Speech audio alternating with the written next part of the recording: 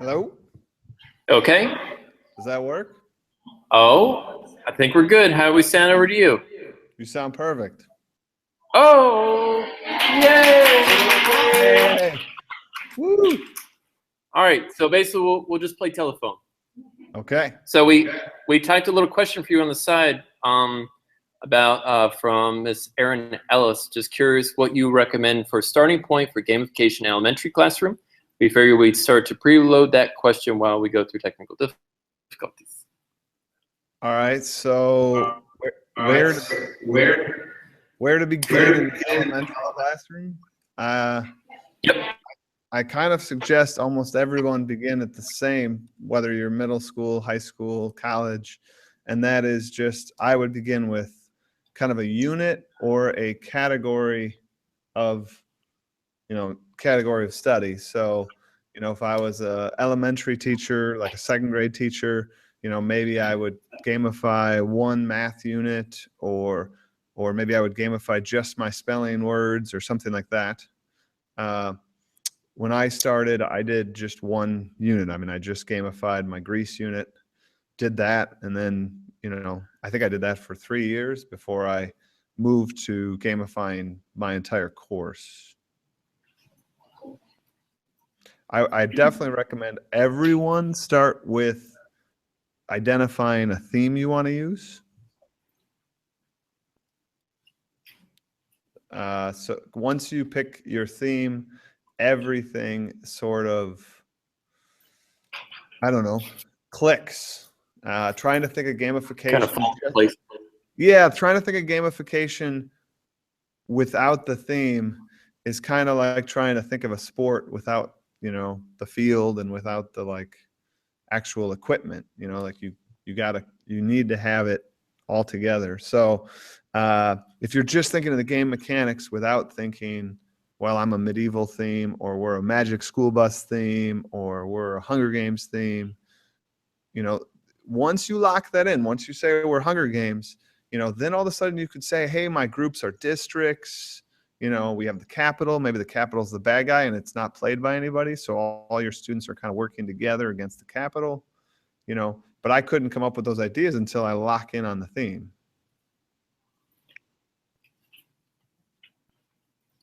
It's a great idea. Thank you. We have our next question. Sure. Yeah, you should be able to hear you. All right. With so much emphasis on high-stakes testing, how would you integrate with gamification with state testing or standardized testing? I think that it beautifully maps onto any class. So I always sort of say that gamification, I'm not asking you to get rid of anything you do. So if your school's project-based learning, if we're talking about, in this case, standardized tests, you're not removing anything. You're adding this game layer kind of wrapped around, the spelling list or wrapped around your whole course. And I definitely believe that a gamified course is a better course. I mean, it gives more student engagement. It's more agency. We're teaching greater life lessons through gamification. Games teach us, about learning from failure, iteration. It is the natural way we learn. When you think about, babies and kindergartners, learning through play is a natural act. And state testing, while that obviously takes time away from your course, gamification, I think, is only going to drive students towards better results. That's what I've found in my class, and that's what many studies have actually shown, that through a gamified model, the retention of the material is greater. There was a study in Detroit, I want to say, some 2,000 high school students. 1,000 of them took the traditional class, just take the notes, memorize the notes, take the test. 1,000 of them did it in a more gamified, collaborative manner. At the end of the year on the, exit exam, both scored identical. So there was no statistical difference. But then they were given the same exit exam after summer, and the traditional class had only retained 28% of the material.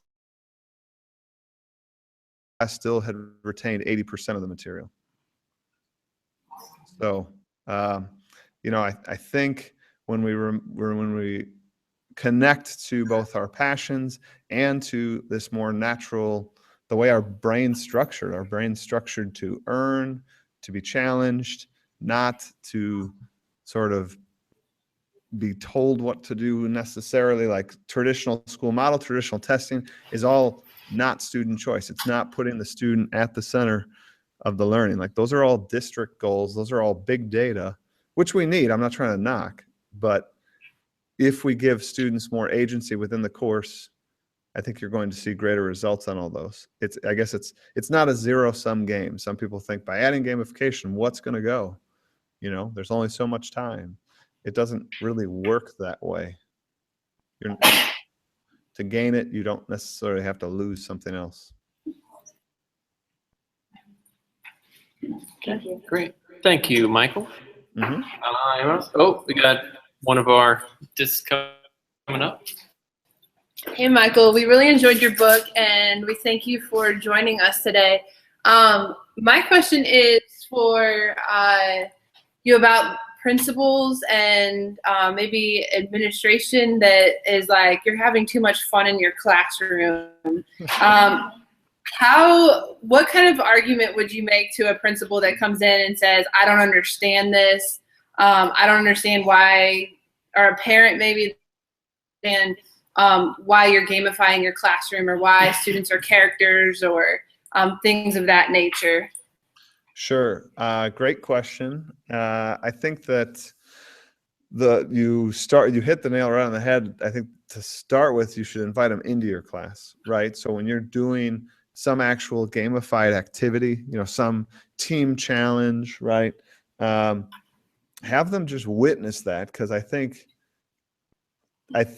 outside the bubble looking in, there is a lot of like sort of mistrust, right? It's like, hey, we have, you know, rigor. We have lots of stuff to do here. Like, we're not about playing games.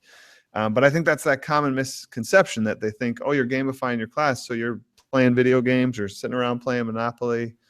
So I think just the act of inviting the principal in would be one thing. But to sort of your broader point, like how do you get this off the ground before, I would say being upfront with the principal that you're going to try this, that this is good. I would share things from my book. Another book that has a lot of statistical data about gamification would be Jane McGonigal's Reality's Broken. And when I started, I mean, that was some of the data I shared with my principal. That's much more scientific than my book. Her book doesn't really talk about how to do it in education, but she really makes the case that, look, I mean, kids, by the time they graduate, they will have played games from kindergarten through 12th grade for more than 10,000 hours. That's that magic number. They're going to be experts at this, yet we keep denying it. And it's their natural way of thinking. Like, we can sit here and say, I wish they would read my social studies a little more. But the fact of the matter is that they have a gamer's mind, and we can either embrace that or we can continue to fight it. But it is going to be there. So I would write down some of the things you want to do and try to really make broader arguments, things like, hey, this is truly about collaboration. This is connecting to their passions. Look, that it's not really going to be taking a lot of time.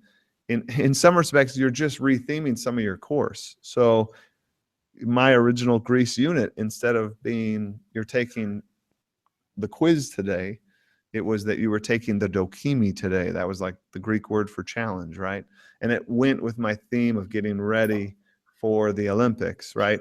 Which was just the test. And I mean, like, it's a real big misconception that all of a sudden you're just wasting time. Like, kids are going to be more connected and more passionate and more excited and knocking down the door to get in. I don't think any principal can kind of deny that. Okay, great. Thank you. Yeah. Anyone else? Oh, yeah, we got some in the back. Come on up.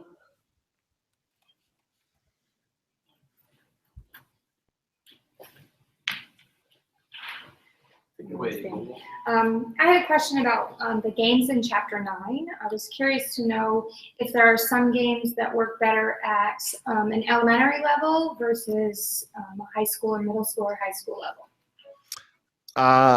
I think, to be honest, just about any of those work in school, because I don't know if your school does anything called like brain breaks or something like that. I mean, even those are like silly, you know, like where you slap hands with each other just for a few minutes, just to wake up the mind, you know, and those work in a high school AP class, right? So some of the games, like Crocodile Dentist, I'm thinking, I mean, that is a game I play with my 4-year-old daughter. Yet I've seen it used in, you know, high school biology class. Because I mean, it's just fun to walk across the room and know that there's this chance, right? There's this chance you're going to lose everything. As far as younger kids go, I mean, there are some games that are a little more complex that they might not be able to play. Like I'm thinking danger cards. You know, I can't picture first graders playing danger cards, but I could see 5th graders playing danger cards just fine. I could probably see 4th graders playing danger cards just fine. Some of the like filler games, you know, you have 5 minutes left in your class. I think all of those I think would work. I mean, really, again, I think that we need to remember, like, we're adults. We have mortgages and car payments and marriages and whatnot, but kids still, even the 12th grader, even the college, you know, kid, still kind of has endless creativity and kind of this natural draw to a challenge and somewhat an escapism that games give. I mean, they're going to like it. Yeah, thank you. Mm-hmm. Hi, I have, we were having questions about the complexity of the games. In Chapter 8, you talked about realm days and trading things for prizes, and we were kind of concerned that when we present this to teachers, they might think, whoa, that's way too much. So how could we encourage them to kind of start small? Like, what should they start with, like 2 or 3 badges? Or can you explain more about how you use realm days and what happens there? Yeah, sure. Again, I would always sort of reiterate that they should start small. So the book, I tried to make it good for the first day gamifier, as well as the person that's trying to gamify more and more and more. So yeah, I did kind of put everything in there, and that can be overwhelming, definitely. I would say start small. I mean, when I started, I just did the Greece unit. And when I did the Greece unit, it did not have these realm day kind of concept. I had no items in that game. There were no power-ups. I mean, really, my Greece game, I had them in teams. The teams were earning points by doing some challenges, which were, you know, best described as like enrichment. But instead of getting extra credit points, they were getting these Olympic points. And I just renamed a few things and played a few minute-to-win-it challenges for the events and gave away, you know, gold, silver, bronze for that. And that was really the unit. I mean, that was it. There was no trading, no items, no, like, you know, taking the points away or whatever. Like, it was pretty simple. And then when I switched to gamifying my whole course, I really just took that Greece game and elongated it to the whole year. So now it was like harder to level up because we have 180 days, not just 3 weeks. And just like you said, when I started, I had 1 badge made and I had an idea for sort of 3 items, 3 power-ups, and that was it. I didn't know where I was going. I didn't know what the end was going to be like. I didn't know. I mean, I truly did not know where any of this direction was going, other than they were going to be in teams and they were going to earn points. And I decided that points were not attached to the grade. That's all I had. And even if your teachers totally want to do this, even if they're not overwhelmed, I'd still suggest just about that level of planning, because I am so thankful I only answered those kind of decisions and picked a theme before school started. That was it, because my game remained incredibly nimble and responsive to what the students liked. So, you know, when I was trying to figure out what to add to the game next, I could draw from the experiences we had in class. I could say like, ooh, they really like these kind of side quests. Oh, they're really loving, you know, like I added one item for a review game and everyone wants it. Maybe I should try to add a few more items for review games, you know, that kind of thing. If I had mapped it all out in summer and made my game sort of solidified, I don't know if I'd be talking to you today. I don't know if it would have worked. You can't think of this like lesson planning. You can't think of this like I'm going to nail down every step. I'm going to backwards design this to perfection. It doesn't really work that way. It's more organic than that, at least in my opinion. Thank you. Mm-hmm. Now, with Gamified, or are there certain ones that you wouldn't suggest using it with? I didn't hear that. I'm sorry.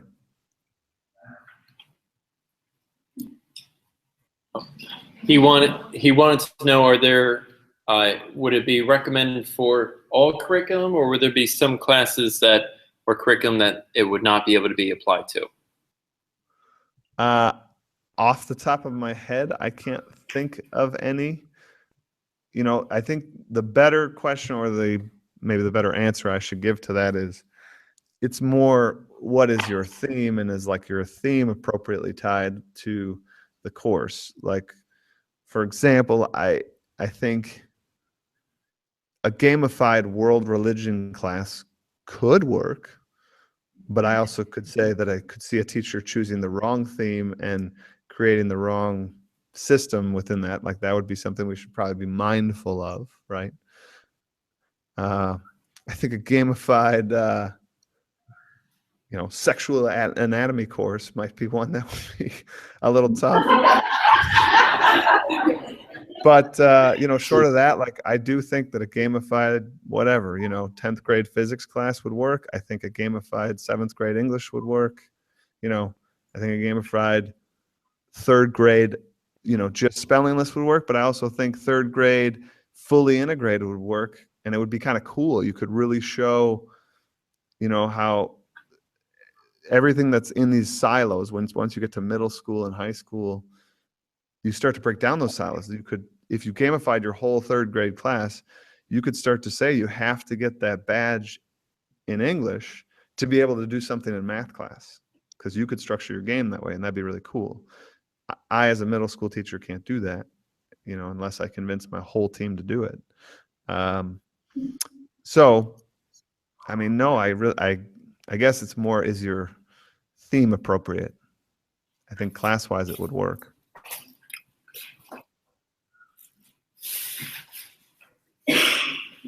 I think we have one more. Take it away, Ms. Young. Hello. Hello. In chapter 6, you talk about themes framing the story. Do you have any suggestions for themes for computer science environment? So like a theme for computer science?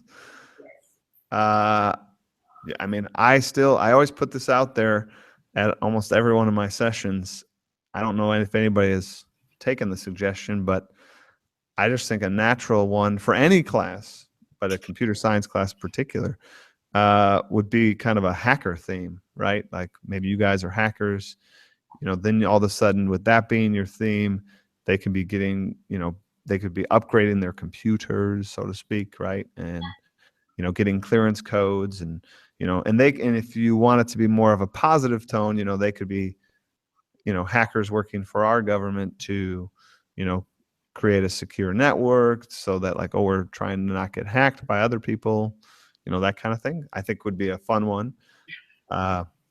Another one for, I think, a computer science class could just be, you know, some futuristic corporation, could be a space theme, like you guys, you know, whatever, like think Star Trek, like you guys are, that's the hub, that's the command module or whatever. That could be cool. Ultimately, the theme itself usually doesn't matters so much. I mean, even in a computer science, the Hunger Games, that's fine.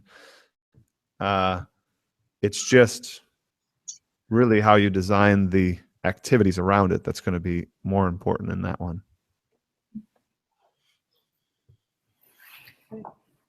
Anyone else? Okay. Well, I think we got all in, and I'm sure some of our teachers will be looking forward to following you on Twitter and tweeting about our session today with our hashtag ETTF. And we could use it as a back channel, maybe quoting some things you heard today, or even some more follow-up questions that you may have. But on Twitter was how I originally, started talking with Mr. Matera, and that's how we started getting the ball rolling on this. So it's a great resource that you can also build up on your PLN and continue work with each other. So, Mr. Matera, do you have anything else that you'd like to share before we go?